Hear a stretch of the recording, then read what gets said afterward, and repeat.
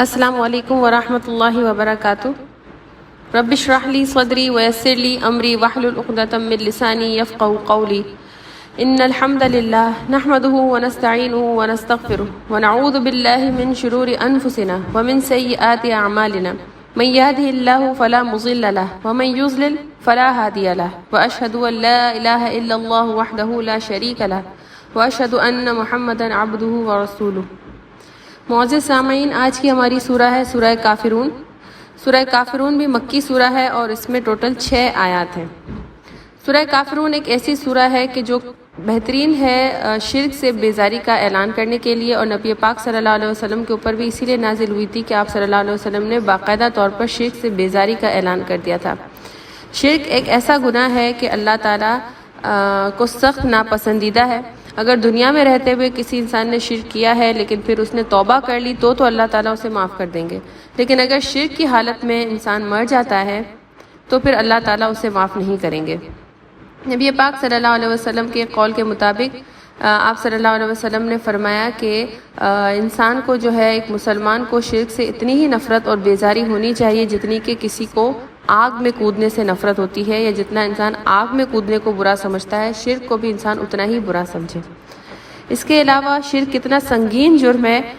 اس کی شدت کا اندازہ آپ اس حدیث سے لگا سکتے ہیں۔ یہ بخاری کی روایت ہے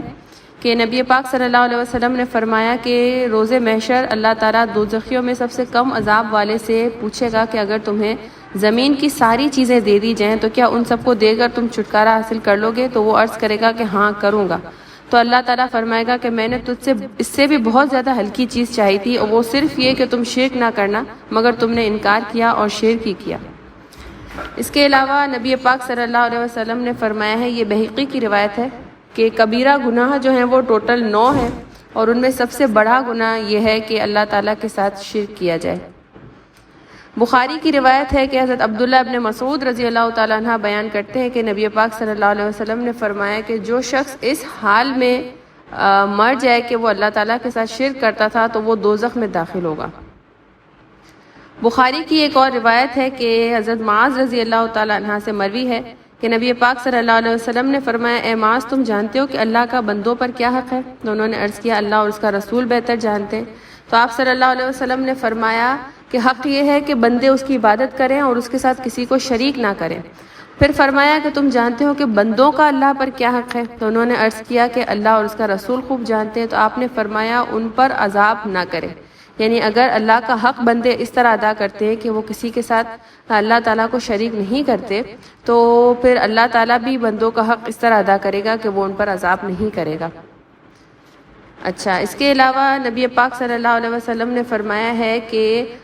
سورہ کافرون جو ہے وہ شرک سے برات کا اظہار بھی ہے اور انسان کو شرک سے بچاتی بھی ہے۔ ایک صحابی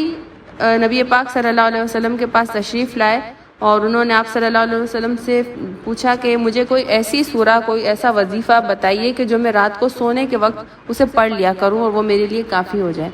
تو نبی پاک صلی اللہ علیہ وسلم نے فرمایا کہ تم سوتے وقت سورہ کافرون کی تلاوت کیا کرو، اور یہ مسند احمد کی روایت ہے، کیونکہ جب ہم رات کو سوتے ہیں تو نیند جو ہے وہ موت کی ہی دوسری شکل ہے، پتہ نہیں ہوتا کہ انسان صبح اٹھے گا یا نہیں اٹھے گا۔ تو اگر رات کو شرک سے بیزاری کا اعلان کر کے انسان سوتا ہے تو وہ توحید کی حالت میں ہے، اگر وہ فوت ہو جاتا ہے تو وہ توحید کی حالت میں مرے گا، بشرط یہ کہ انسان وہ اعمال بھی نہ کرے جو شرک والے ہوں۔ صرف سورہ کافرون پڑھنا اور پھر اعمال آپ کے ایسے ہوں کہ آپ شرک کر رہے ہوں، آپ غیر اللہ سے مدد مانگ رہے ہوں، اور آپ جتنی بھی صفات الہیہ ہیں ان میں آپ دوسروں کو شریک کر رہے ہیں، تو پھر کوئی فائدہ نہیں ہوگا۔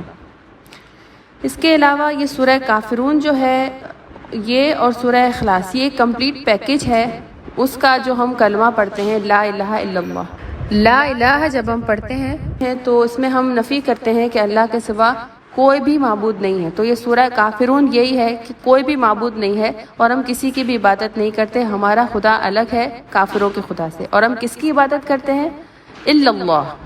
صرف اللہ کی، اور وہ ہے سورہ اخلاص۔ تو یہ لا الہ الا اللہ کی کمپلیٹ جو ایکسپلینیشن ہے وہ سورہ کافرون اور سورہ اخلاص میں ہے۔ یہی وجہ ہے کہ نبی پاک صلی اللہ علیہ وسلم نماز فجر کی 2 سنتوں میں اور نماز مغرب کی 2 سنتوں میں پہلی رکعت میں سورہ کافرون اور دوسری رکعت میں سورہ اخلاص کی تلاوت فرماتے تھے۔ اس کے علاوہ طواف کرنے کے بعد جو 2 رکعت ادا کی جاتی ہیں اس میں بھی نبی پاک صلی اللہ علیہ وسلم کا یہی معمول تھا کہ آپ پہلی رکعت میں سورہ کافرون اور دوسری رکعت میں سورہ اخلاص کی تلاوت فرماتے تھے۔ تو اب ہم آتے ہیں سورہ کافرون کی تفسیر پر۔ اعوذ باللہ من الشیطان الرجیم، پناہ مانگتی ہوں میں اللہ کی شیطان مردود سے۔ بسم اللہ الرحمن الرحیم، شروع اللہ کے نام سے جو بڑا مہربان نہایت رحم والا ہے۔ آپ کہہ دیجئے کہ اے کافرو، نہ میں عبادت کرتا ہوں اس کی جس کی تم عبادت کرتے ہو، نہ تم عبادت کرنے والے ہو اس کی جس کی میں عبادت کرتا ہوں، اور نہ میں عبادت کروں گا جس کی تم عبادت کرتے ہو، اور نہ تم اس کی عبادت کرنے والے ہو جس کی میں عبادت کر رہا ہوں۔ تمہارے لیے تمہارا دین ہے اور میرے لیے میرا دین ہے۔ اس سورہ میں کیٹیگوریکل اللہ تعالیٰ کہہ رہے ہیں کہ آپ کافروں کو مخاطب کر کے کہہ دیجئے کہ اے کافروں۔ اب یہ ایک مبلغ کا طریقہ تو نہیں ہوتا ہے کہ سامنے والے کو کہا جائے اے کافروں، لیکن یہ ایک لمٹ تھی جو کہ کراس ہو گئی تھی، وہ اس طرح سے کہ یہ جو کفار تھے اہل مکہ کے، انہوں نے نبی پاک صلی اللہ علیہ وسلم کو ایک آفر کی تھی کہ آپ ایسا کیجئے کہ 1 سال آپ ہمارے معبودوں کی عبادت کیجئے اور 1 سال ہم آپ کے معبود کی عبادت کریں گے، تو اس طرح سے جو ہے وہ کلیش بھی نہیں ہوگا، کوئی فتنہ فساد بھی نہیں ہوگا، اور ہمارے معبودوں کی طرف سے آپ کو بھی بینیفٹ ملے گا، ہمیں آپ کے معبود کی طرف سے بھی بینیفٹ ملے گا۔ انہوں نے مذاق سمجھ لیا تھا، تو اس پر اللہ تعالیٰ کو غصہ آیا ہے اور اللہ تعالیٰ نے یہ سورہ نازل کی ہے۔ تو یہ ہے کہ بس ایک فائنل الٹیمیٹم کی طرح ایک بات کہی جا رہی ہے کہ اے کافرو تم لوگ سن لو کہ نہ میں عبادت کرتا ہوں اس کی جس کی تم عبادت کرتے ہو، اور نہ تم عبادت کرتے ہو اس کی جس کی میں عبادت کرتا ہوں۔ اب جو کفار تھے اس وقت کے، جو اہل مکہ تھے، جو مشرکین مکہ تھے، وہ اللہ تعالیٰ کو تو مانتے تھے اس طرح سے کہ جیسے ہم اگر سورہ یونس اٹھا کر دیکھیں یا سورہ زمر دیکھیں، سورہ زخرف دیکھیں، سورہ مومنون میں بھی اللہ تعالیٰ نے فرمایا ہے کہ نبی پاک صلی اللہ علیہ وسلم اگر آپ ان کفار سے پوچھیں گے نا کہ زمین اور آسمان کو پیدا کرنے والا کون ہے، تو وہ جٹ سے کہیں گے کہ اللہ تعالیٰ، یعنی کہ وہ اللہ تعالیٰ کو مانتے تو تھے، وہ ان کو گاڈ اور کریٹر مانتے تھے۔ ایسا نہیں تھا کہ وہ اللہ تعالیٰ کی ذات کے ہی انکاری تھے، ان کو یہ تو پتا تھا کہ اللہ تعالیٰ ہے اور اسی نے زمین اور آسمان بنایا ہے، لیکن پھر انہوں نے اللہ تعالیٰ کے ساتھ دوسرے چھوٹے چھوٹے سب گاڈس بنا لیے تھے کہ اللہ تعالیٰ نے دوسرے بھی جو خدا ہیں اللہ ان کی بھی ہیلپ لیتا ہے، ٹھیک ہے۔ تو انہوں نے دوسرے خدا کو اللہ تعالیٰ کا شریک بنا لیا تھا۔ ایک دوسرے مقام پر اللہ تعالیٰ قرآن پاک میں فرماتے ہیں کہ وہ کفار جو ہے وہ بتوں کو اس طرح لیتے تھے کہ وہ اللہ تعالیٰ کے ہمیں اور قریب کر دیتے ہیں، ٹھیک ہے، اور وہ یہ بھی سمجھتے تھے کہ وہ اللہ تعالیٰ کے پاس ہمارے سفارشی ہیں، تو وہ اللہ تعالیٰ کا قرب حاصل کرنے کے لیے ہی انہوں نے دوسرے خدا بنائے ہوئے تھے۔ اس کے علاوہ فتح مکہ کے موقع پر جب نبی پاک صلی اللہ علیہ وسلم خانہ کعبہ کے اندر داخل ہوئے تو وہاں جہاں بہت سارے بت رکھے ہوئے تھے، وہاں حضرت اسماعیل اور حضرت ابراہیم علیہ السلام کی تصاویر بھی لگی ہوئی تھی اور وہ ان کو بھی پوجتے تھے، تو اس طرح انہوں نے اپنی مرضی سے سب گاڈس بنائے ہوئے تھے۔ تو اللہ تعالیٰ یہاں کہہ رہے ہیں کہ جس خدا کی تم عبادت کرتے ہو میں اس کی عبادت نہیں کرتا، یعنی جو خدا کا کانسیپٹ تمہارے ذہنوں میں آ گیا ہے یہ وہ خدا ہے ہی نہیں کہ جس کی میں دعوت دے رہا ہوں۔ اور ایک نبی کا کام ہی یہی ہوتا ہے کہ وہ سب سے پہلے آ کر توحید کو جو ہے وہ مضبوط کرے اور شرک کی نفی کر دے، تو یہ تو ہو ہی نہیں سکتا تھا کہ نبی پاک صلی اللہ علیہ وسلم ان کی یہ بات مان لیتے، ٹھیک ہے۔ اب یہاں پر یہ چیز کو کلیئر کرنا بہت ضروری ہے کہ توحید جو ہے وہ اس کی اقسام کیا ہے اور اس کے اگینسٹ میں شرک کیا ہے۔ تو توحید کی جو ہے وہ 3 اقسام ہے۔ سب سے پہلی قسم ہے توحید ربوبیت، اور یہ توحید ربوبیت وہ ہے کہ جس کو اس وقت کے کفار مشرکین مکہ مانتے تھے۔ توحید ربوبیت یہ ہے کہ اللہ تعالیٰ کو خالق، مالک اور اس دنیا کا رازق تو سمجھا جائے، ٹھیک ہے، یعنی کہ یہ ساری صفات جو ہیں کہ اس دنیا کو بنانے والا ایک واحد کریٹر تو موجود ہے، اور یہ چیز اہل مکہ بھی جانتے تھے اور اس توحید کو وہ مانتے بھی تھے۔ آج کل بھی ہمارے ہاں صرف توحید ربوبیت کا ہی کانسیپٹ ہے، اس کے بعد کی جو 2 اقسام ہیں جیسے کہ توحید الوہیت اور توحید صفات، یہ 2 توحید جو ہے وہ آج کل ہمارے بھی بہت سارے لوگ نہیں جانتے ہیں۔ تو اس وقت کے لوگ بھی توحید الوہیت اور توحید صفات میں اللہ تعالیٰ کے ساتھ شرک کرتے تھے۔ توحید الوہیت یہ ہے کہ جتنی بھی عبادات کی جاتی ہیں وہ صرف اور صرف اللہ تعالیٰ کے لیے ہونی چاہیے۔ اب عبادت کا مطلب یہ ہے کہ کوئی ایسا مخصوص کام کہ جو کسی مخصوص ہستی کی رضا کے لیے یا اس کی ناراضگی کے خوف سے کیا جائے تو وہ عبادت کہلاتا ہے۔ تو اب ہم جتنی بھی عبادتیں کرتے ہیں، نماز، روزہ، زکوٰۃ، تو ہے اللہ تعالیٰ کے لیے، لیکن اس کے علاوہ بھی اللہ کے رسول صلی اللہ علیہ وسلم نے ابو داؤد میں فرمایا ہے کہ دعا ہی عبادت ہے، ٹھیک ہے؟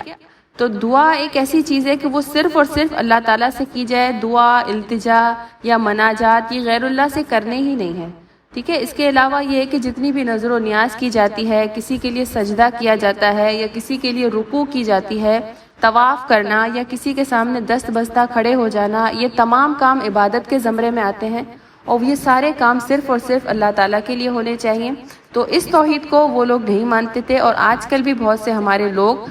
مسلمانوں میں بھی اس توحید میں شرک کرتے ہیں۔ اس کے علاوہ توحید صفات یہ ہے کہ جو بھی صفت اللہ تعالیٰ سے، جو رب سے منسوب ہوتی ہے، اس کو اگر اللہ تعالیٰ کی مخلوق کے ساتھ جوڑا جائے تو وہ بھی شرک کے زمرے میں آ جاتی ہے۔ جیسے کہ اللہ تعالیٰ کی مین صفت ہے کہ وہ علم غیب میں کسی کو بھی شامل نہیں کرتا، جیسے کہ سورہ جن میں اللہ تعالیٰ نے فرمایا کہ وہ اپنی غیب میں کسی کو بھی مطلع نہیں کرتا، ہاں مگر کچھ خبریں وہ اپنے رسولوں کو دیتا ہے وحی کے ذریعے، لیکن غیب کا مطلق علم جو ہے وہ اللہ تعالیٰ کے پاس ہے۔ یہ سورہ جن میں بھی اللہ نے فرمایا، سورہ انعام میں بھی اللہ تعالیٰ نے فرمایا کہ غیب کی کنجیاں صرف اللہ کے پاس ہے۔ اس کے علاوہ حاضر اور ناظر کا کانسیپٹ یہ بھی اللہ تعالیٰ کے پاس ہے کہ وہ اللہ تعالیٰ ہے جو آپ کی شہرک سے بھی زیادہ قریب ہے۔ یہ سورہ قاف میں اللہ تعالیٰ نے فرمایا ہے، تو وہی ہے جو آپ کے دلوں کے حال بھی جانتا ہے اور آپ کو بالکل قریب سے جاننے والا اور سننے والا صرف وہی ہے۔ تو اس طرح کی جتنی بھی صفات ہیں جو صرف صفات الہیہ سے منسوب ہیں، اگر کسی اور کے ساتھ منسوب کر دی جائیں تو وہ شرک کے زمرے میں آتی ہیں۔ تو یہاں اسی چیز کو اللہ تعالیٰ کہہ رہے ہیں کہ تم اس چیز جس کی عبادت تم کرتے ہو، میں اس کی عبادت کبھی بھی نہیں کروں گا، کیونکہ تمہارے نزدیک جس گاڈ کا کانسیپٹ ہے، میرے نزدیک وہ خدا وہ ہے ہی نہیں کہ جس کی دعوت میں دینے کے لیے آیا ہوں۔ اور پھر آگے اللہ تعالیٰ کہتے ہیں کہ نہ تم اس کی عبادت کرو گے کہ جس کی میں عبادت کر رہا ہوں۔ تو یہاں اللہ تعالیٰ ان کفار کے بارے میں بتا رہے ہیں کہ جن کے بارے میں اللہ تعالیٰ جانتے تھے کہ اب مرتے دم تک یہ کافر مسلمان نہیں ہونے والے، ٹھیک ہے؟ تو انہی کے بارے میں اللہ تعالیٰ کہہ رہے ہیں کہ تم اس کی عبادت کرو گے ہی نہیں کہ جس کی عبادت میں کرتا ہوں۔ تو یہ کیٹیگوریکل ڈینائی ہے اس آفر کا جو انہوں نے نبی پاک صلی اللہ علیہ وسلم کو دیا، اور آخر میں ایک بالکل صاف اور کلیئر اور واضح حکم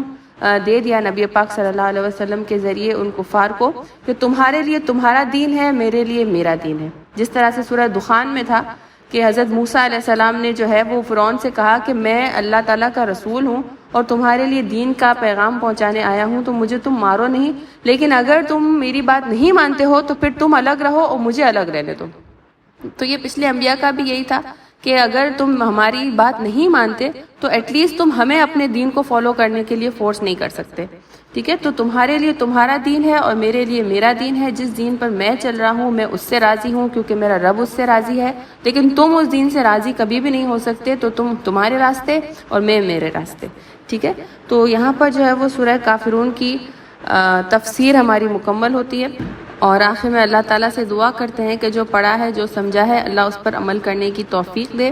اللہ ہمیں خالص توحید پر عمل کرنے والا بنائے اور شرک سے ہمیں محفوظ رکھے۔ تفسیر بیان کرتے وقت کوئی بھی غلطی یا کمی بیشی ہو گئی ہو، اللہ اسے درگزر فرمائے، آمین۔